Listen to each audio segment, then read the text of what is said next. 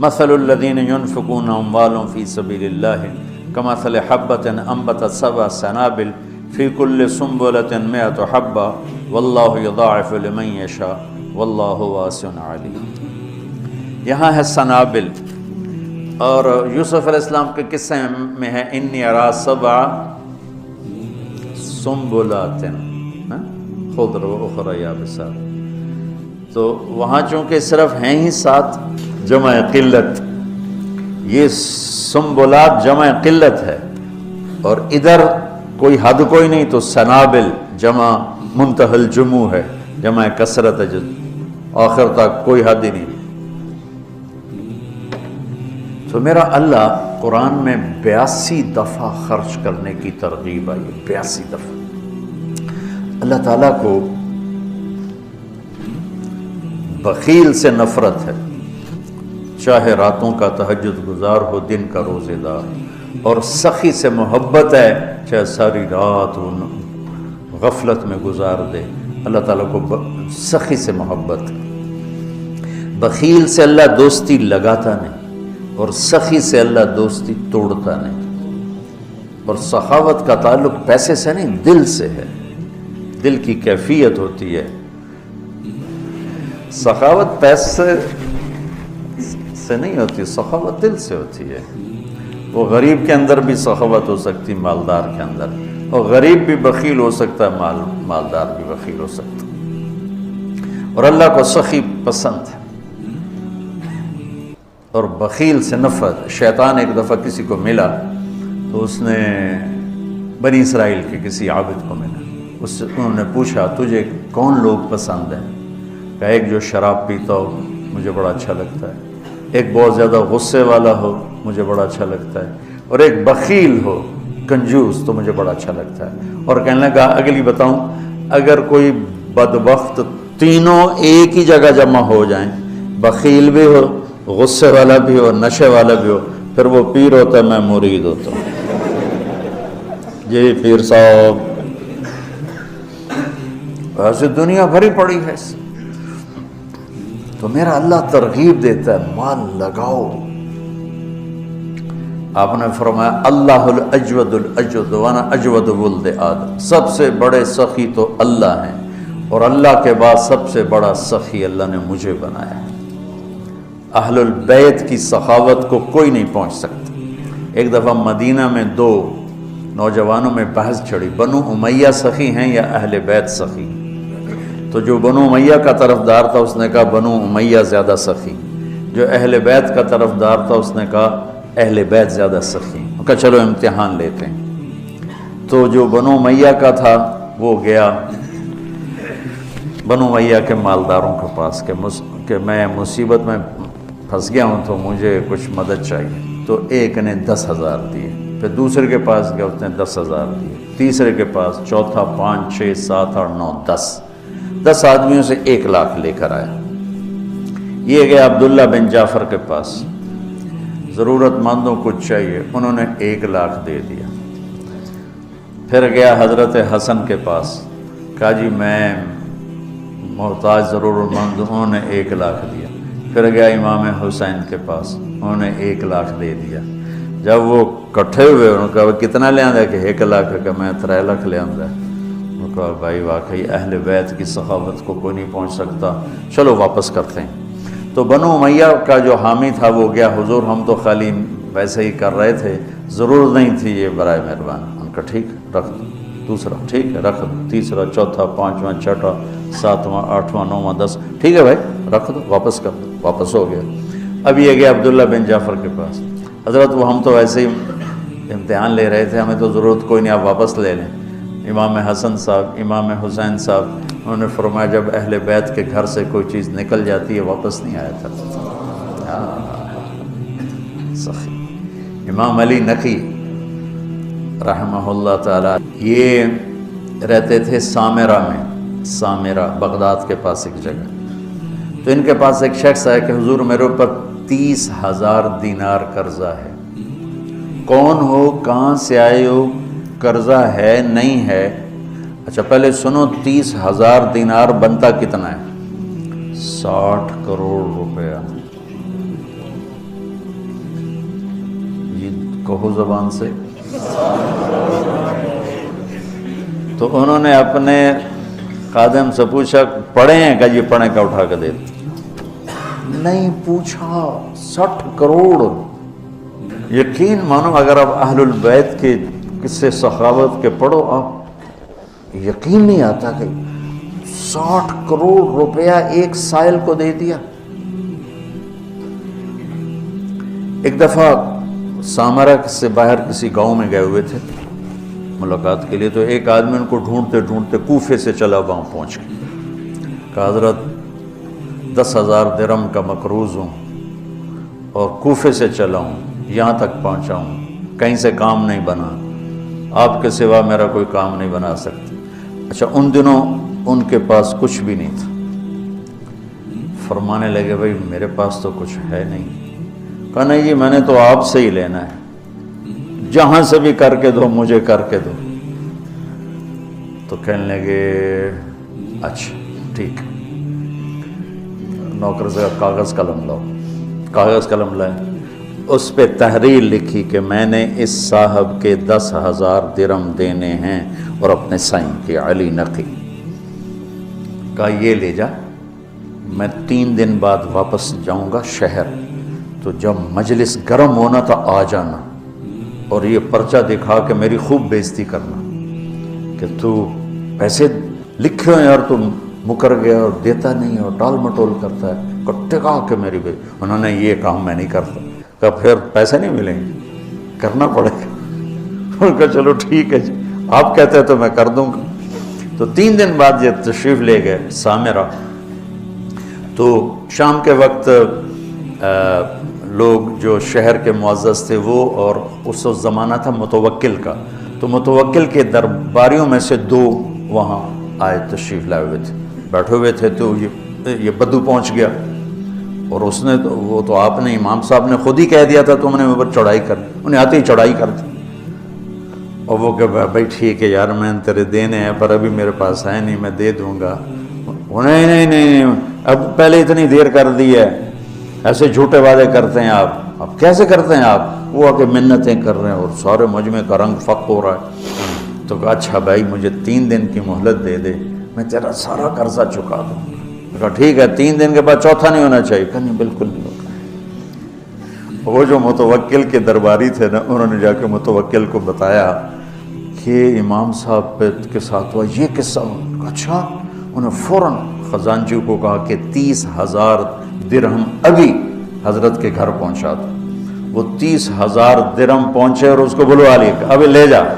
کہا جی میری تو 10,000 ضرورت ہے. نہیں ہمارے گھر سے جو چیز آتی ہے وہ آگے جانے کے لیے آتی ہے، لے جا. کہا حضرت میری ضرورت صرف 10,000 ہے، مجھے اوپر والے نہیں چاہیے. کہا تجھے چاہیے، پیسہ بھی ایسی چیز ہے کہ نہیں چاہیے، چل سارا لے جا. یہ سخاوت.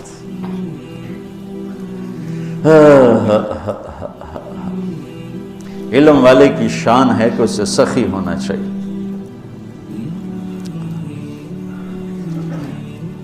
حضرت عمر رضی اللہ عنہ کی دعا سنو، اللہم انی شدید فلینی وبخیل فسخنی.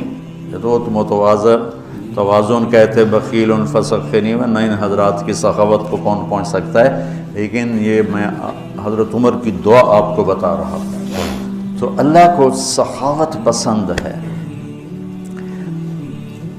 اس کے برعکس معاشرے کو تباہ کرنے والی چیز سود ہے. تو سود کو اللہ نے اتنا حرام قرار دیا کہ اعلان جنگ کر دیا. شرک بڑا گناہ ہے یا سود؟ جی شرک بڑا گناہ ہے، کیونکہ اللہ کہتا ہے ان اللہ لا یغفر ان یشرک بہ، میں شرک معاف نہیں کروں، باقی جس کو چاہوں معاف کر دوں. تو شرک کے خلاف تو نہیں کہتا اعلان جنگ ہے، سود کے خلاف کہتا ہے میرا اعلان جنگ ہے. سود شرک سے چھوٹا گناہ ہے لیکن اعلان جنگ ہے. اور صرف اپنا نہیں کہا، میں اور میرا رسول دونوں تمہارے خلاف اعلان جنگ کریں. کہ سود لوگوں کے چولہے بجھا دیتا ہے، اور سود حرص و ہوس پیدا کرتا ہے، انسانوں کو درندہ بنا دیتا ہے، اور معاشرہ تباہ و برباد ہو جاتا ہے، اور پیسہ چند ہاتھوں میں سمٹ کے رہ جاتا ہے. تو دو گناہ ایسے ہیں جن پر اللہ نے فَجَزَاؤُهُ جَهَنَّمُ خَالِدًا فِيهَا، حالانکہ ایمان والے کے لیے ہمیشہ کی جہنم نہیں ہے، نکل آئے گا کسی نہ کسی دن، لیکن قتل اور سود پر اللہ نے کہا جزاؤ جہنم خالدن فیہا، کہ جو سود نہیں چھوڑ جو قتل کر رہا ہے اس کی جزا جہنم ہے اور یہ ہمیشہ جلے گا، اور سود کھانے والے کے لیے فرمایا کہ یہ جہنم میں ہمیشہ جلے گا۔ اور سب سے بدترین شکل آپ نے سود کھانے والوں کی دیکھی کہ جب آپ معراج میں گئے تو آپ نے دیکھا کچھ لوگ ہیں جن کے پیٹ ہیں جیسے بڑے بڑے گنبد، اس پیٹ کے اندر سانپ چل رہے ہیں جو ان کو اندر سے کاٹ رہے ہیں اور ان کی چیخ و پکار ہے۔ آپ نے پوچھا یہ کون لوگ ہیں؟ کہا یہ سود کھانے والے۔ ایک تو بینک سود پہ پیسہ دیتے ہیں سود پر، اور ایک عام لوگ بھی اب سود پہ پیسہ دیتے ہیں۔ میں لکی مروت گیا تو مجھے ایک شکایت یہ بھی ملی کہ یہاں حد سے زیادہ لوگ سود پہ پیسہ دیتے ہیں، بغیر قرض حسنہ کوئی دیتا ہی نہیں ہے، جب بھی دیں گے سود پر دیں گے۔ اور اللہ اس کے رسول سے اعلان جنگ قبول ہے چند ٹکے کے پیچھے، چونکہ اسلام سخاوت کا درس دیتا ہے، اسلام فیاضی کا درس دیتا ہے، سبق دیتا ہے، تو اور سخاوت سے معاشرہ خوبصورت ہو جاتا ہے، محبوب ہو جاتا ہے۔ ایک دفعہ عبداللہ بن جعفر اور حسنین کریمین علیہم السلام یہ مکہ سے مدینہ آ رہے تھے، راستے میں بھوک لگی تو ایک بابا اور بڑھیا کا خیمہ، تو کہنے لگے ہم ہاشمی لوگ ہیں، کچھ کھانے کو مل جائے گا؟ اس نے کہا بیٹھیں تشریف رکھیں، تو ایک بکری کھڑی تو اس نے گرا دی، تو انہوں نے پوچھا آپ کے پاس کچھ اور بھی ہے؟ کہ بس یہی ہے۔ کہا تو آپ اس کو ہمارے لیے ذبح کر رہے ہیں تو خود کیسے گزارا ہوگا؟ تو وہ کہنے لگا مہمان تو بھوکا نہیں جائے گا، میرا گزارا آپ پہ اللہ کرے گا۔ تو انہوں نے وہاں کھانا کھایا اور کہا کہ جب مدینے آؤ تو ہم سے مل لینا۔ اب ایک ہی بکری تھی وہ ذبح ہو گئی، تو وہ بھوک نے تنگ کیا، تو بابے نے کہا بڑھیا سے کہ اب چلیں مدینے، شاید وہ لوگ مل جائیں تو کچھ ان سے ہماری مدد ہو جائے۔ چلو گئے، دونوں گلی میں جا رہے تھے، امام حسن کی نظر پڑ گئی، انہوں نے پہچان لیا۔ کہا بابا جی مجھے پہچانتے ہو؟ ان کا جی نہیں۔ کہا ہم آپ کے مہمان ہیں۔ غلام سے فرمایا اس کو 1000 بکریاں دے دو اور 2000 دینار دے دو اور حسین کے پاس بھیج دو۔ حسین کے پاس بھیج دیا۔ انہوں نے پوچھا بھائی صاحب نے کتنا دیا ہے؟ کہا 1000 بکری اور 2000 دینار۔ کہا 1000 بکریاں دے دو، 2000 دینار دے دو، اور انہوں نے عبداللہ بن جعفر کے پاس بھیج دیا۔ انہوں نے پوچھا میرے بھائیوں نے کیا دیا ہے؟ کہا جی 1000 بکری، 2000 دینار۔ تو فرمانے لگے غلام سے کہ 2000 بکریاں دے دے، 4000 دینار دے دے۔ پھر کہنے لگا بابا اگر تو پہلے آتا نا میرے پاس تو اس سے بھی زیادہ دیتا، اب میرے بڑے بھائیوں نے جتنا دیا ہے اس سے زیادہ دیتے ہوئے مجھے شرم آتی ہے، اگر تو پہلے آتا میں تمہیں اس سے زیادہ دیتا۔ کیا سخاوت!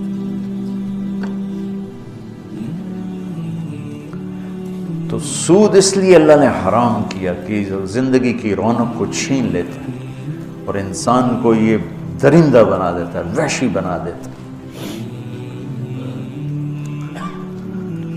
شکر ہے مطلب اب ایک سود پہ لینا، پیسہ لینا، اس سے کاروبار کرنا، تو اگر کاروبار صحیح ہے تو سود دینے کا گناہ موجود ہے۔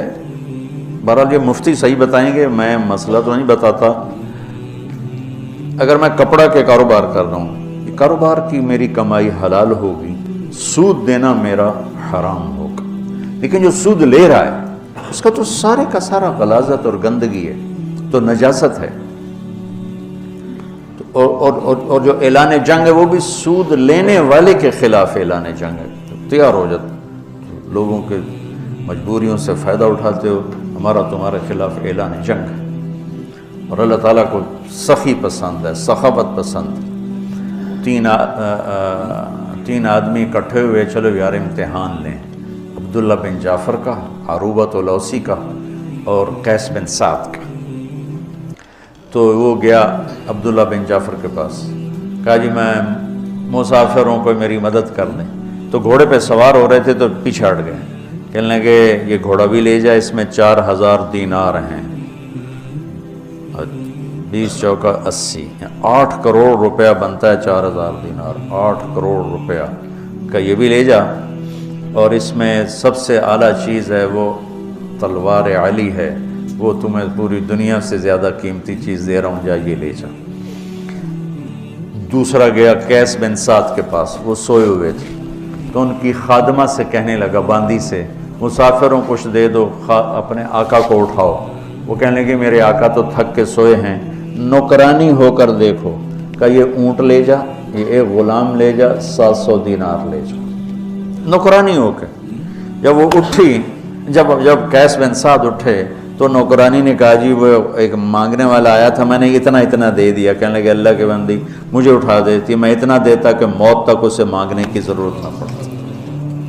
عروبۃ الاوسی ذرا ماٹھے تھے، سخاوت پیسے سے نہیں ہوتی، یہ دونوں بڑے مالدار تھے۔ عروبۃ الاوسی درویش آدمی تھے، نابینا بھی تھے، تو 2 غلاموں کے کندھے پر ہاتھ رکھ کے جا رہے تھے، تو کہا جی مسافر پردیسی کچھ مل جائے گا؟ کہا واہ واہ واہ واہ، میرا رب میرے لیے کبھی کچھ نہیں چھوڑتا، یہ 2 غلام بچے تھے، جا لے جاؤ۔ انہوں نے کہا آپ کہا میرا اللہ وارث ہے تو لے جا۔ کہا نہیں میں اتنا بے غیرت نہیں ہوں۔ کہا پھر بات یہ ہے کہ عروبہ کے منہ سے جب کوئی چیز نکل جاتی ہے نا کہ لے جا، پھر وہ واپس نہیں آتی، یا میں انہیں آزاد کروں گا یا تو لے جا۔ لے لیے، اور وہ دیواروں کو ٹٹولتے گھر واپس پہنچے۔ تو تینوں جب اکٹھے ہوئے تو تینوں کا مشترکہ فیصلہ تھا کہ بڑے سخی عروبہ ہیں کہ سارا ہی مال دے دیا، 2 غلام تھے، سارا دے دیا۔ کہ سخاوت کا تعلق جائیدادوں سے نہیں ہے، یہ دل سے ہے، دل سے ہے۔ تو سود انسانیت کے ماتھے پر ایک بدنما، جتنی دنیا میں اس وقت اکانومی فلاپ ہو رہی ہے اور مالدار ملکوں میں بھی ایک تباہی آئی ہوئی ہے، اس کے پیچھے سود سب سے بڑی، سود، سٹا، جوا، یہ 3 چیزیں ایسی ہیں جو اکانومی کو، معیشت کو تباہ و برباد کر دیتی۔ اور چوتھا ادھار، ہمارے سارے کاروبار ادھار پہ چلے گئے ہیں، اور میرے نبی نے ادھار کی ہمیشہ نفی فرمائی، اور ادھار کو ہمیشہ، اب آپ مقروض کا جنازہ نہیں پڑھتے تھے، حالانکہ خود قرضہ اٹھایا ساری زندگی تاکہ بازار اپنی اصلی شکل پہ قائم رہے۔ جب سورا بازار ہی ادھار پہ چل رہا ہے تو کبھی بھی چیزوں کی قیمتیں کنٹرول میں نہیں آ سکتی۔ تو اللہ تعالیٰ خرچ کرنے کی ترغیب دیتا ہے کہ اللہ کے نام پہ لگاؤ۔ تو جس کو اللہ نے رزق دیا ہے، سخاوت اس رزق کا شکر ہے، سخاوت اس رزق کا شکر ہے۔ اللہ تعالیٰ کی بارگاہ میں، یعنی اللہ نے جنت الفردوس کو اپنے ہاتھوں سے بنایا، جنت الفردوس کو اپنے ہاتھوں سے بنایا، اس کا حسن کائنات، باقی ساری جنت اس کے سامنے ماند ہے، اور جنت الفردوس والوں کو دن میں صبح و شام اللہ کا دیدار ہوگا، باقی جنتیوں کو جمعے، اور جنت الفردوس والوں کو صبح بھی شام۔ جب اللہ نے جنت الفردوس کو مکمل کیا تو کہا انتقی، بول، انہوں نے کہا قد افلح المؤمنون، ایمان والے کامیاب۔ اللہ نے کہا وعزتی وجلالی لا یجاورنی فیک بخیل، مجھے میری عزت اور جلال کی قسم، بخیل آدمی تیرے اندر نہیں آ سکتا، نہ مرد نہ عورت۔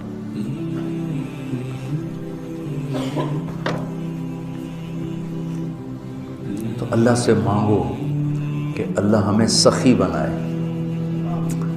اور جہاں تک آواز جاری، سود سے بچو، سود سے بچو، یہ زندگی کی رونق لے جاتا ہے، یہ کاروبار، یہ جتنی ہماری ٹیکسٹائل تباہ ہے یا بڑی بڑی انڈسٹری تباہ ہے، یہ کہتے تو ہیں حکومت کا قصور ہے، ان کے اپنا قصور ہے کہ 99.9% اپنا لالچ، اپنا حرص، اپنا ہوس اور ہیرا پھیری اور چکر بازی اور اس سے بینکوں سے ساز باز، اس نے آ کر ہماری تجارت کو آ کر ڈبو دیا ہے۔